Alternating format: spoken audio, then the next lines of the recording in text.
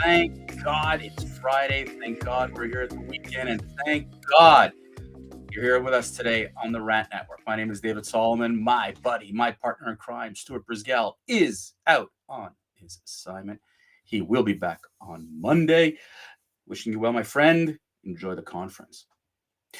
You know, I take the time when Stuart is not around to delve away from U.S. politics and, the Americans, and they believe they're the center of the universe. And so as a result, when I do get to be alone and I can talk about other places, I tend to talk about Canada. King of center of the universe. King Justin Trudeau, Prime Minister of Canada. And I keep calling him the king. Tsar. Call him whatever you want. Justin Trudeau believes that he is the center point, the focal point. Everything in his reign is thanks to him. Justin Trudeau is a fascinating story.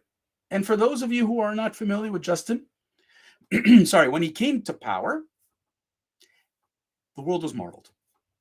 It was during the Obama era.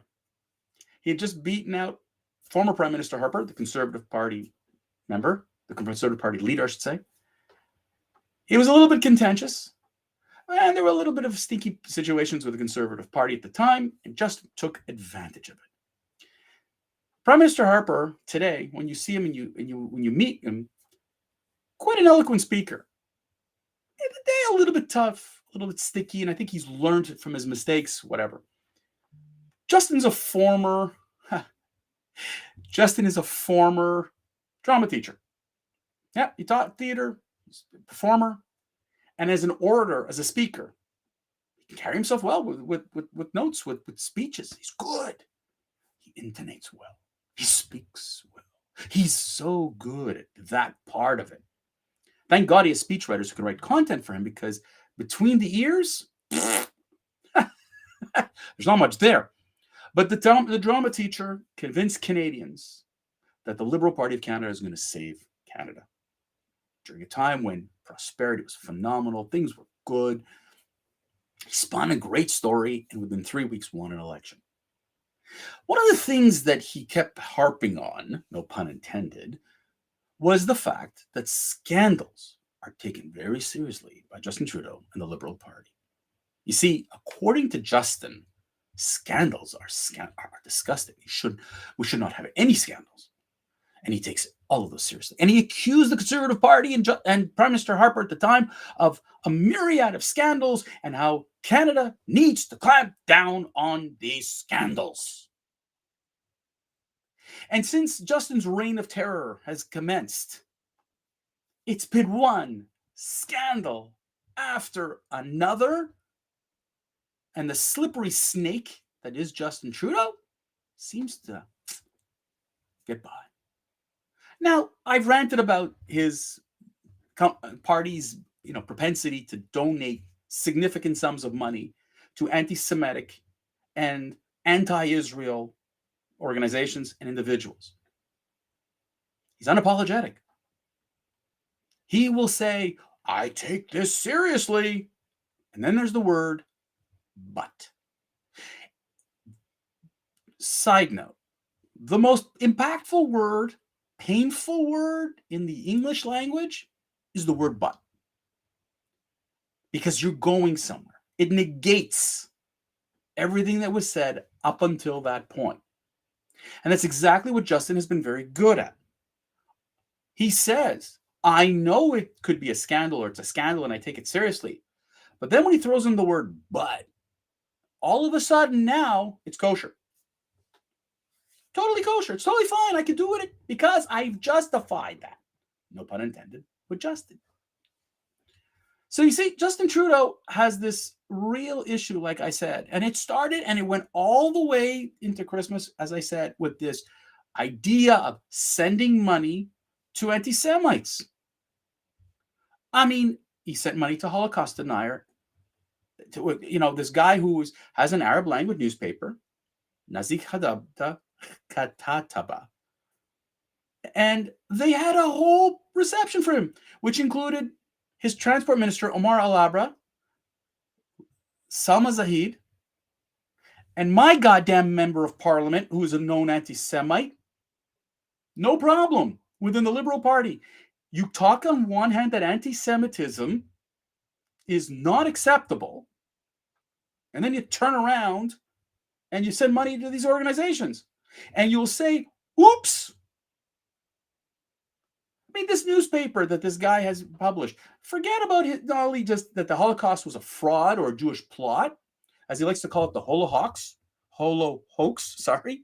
The newspaper also published articles that claim that Jewish bankers financed the Nazi Party and praising terrorist attacks against Jews, including a bombing in Jerusalem in November that killed a 16-year-old Canadian Israeli. This is Justin at his best. But again, he has a way to excuse it. Him, the people who were there. Now, as I mentioned, there was Conservative Party members, and there was Elizabeth May, the head of the Green Party there, and the NDP. I am not in any way, shape, or form, okay? I am not saying that this is just the Liberals. I am saying that there are other ones who stink. But when you're the Prime Minister and it's your party in power, you deserve to eat it. Now, it's fascinating because when he was interviewed around Christmas time, his statement was, it sucks when ethic breaches occur, but the system's working. Say what? Did you hear what you just said? It sucks. Very prime ministerial to say the word, it sucks. Because you're sucking something, Justin. But the breaches, the system is working. I mean, in what is that? He says we have a system that has accountability and transparency. Who cares if it has what accountability? What accountability? Accountability comes with a punishment. You fail, you are accountable. Clearly, Justin is one of those people who isn't accountable for his actions. He misled Canadians about the Freedom Convoy. We talked about that ad nauseum. Didn't matter. He lied to Canadians on numerous occasions. Doesn't matter. It might be transparent, the lies, but there's no accountability. He isn't responsible for his words at the end of the day. It is amazing. Absolutely amazing. That the amount, of the number of the transgressions is fascinating. He has a member of parliament that gave money to family member for communication purposes. They are going to communicate, but they're a food PR firm, not a political firm. Member of a family, of a member of the staff, and that's okay. And what is Justin's answer? It sucks, but we need to continue communicating with Canadians. What in God's name is that? Again, I'm paraphrasing, it sucks. It sucks. We take it very seriously. We're going to really, but at least we're communicating with Canadians. Did you care that almost $100,000 of your taxpayer money went to the pocket of some staff member's family member? I mean, this is okay? Justin's level of ethics. When Justin Trudeau stands up and says, I care for Canadians. I care for Canadians. Apparently, he doesn't really mean he cares for you and for me. Because it's absolutely amazing how the Liberal government spent $101 million in contracts, $101 million in contracts with a consulting firm, McKinsey & Company. The largest, one of the most prominent consulting firms, sure. But here he is. They are spending $101 million in consulting firm.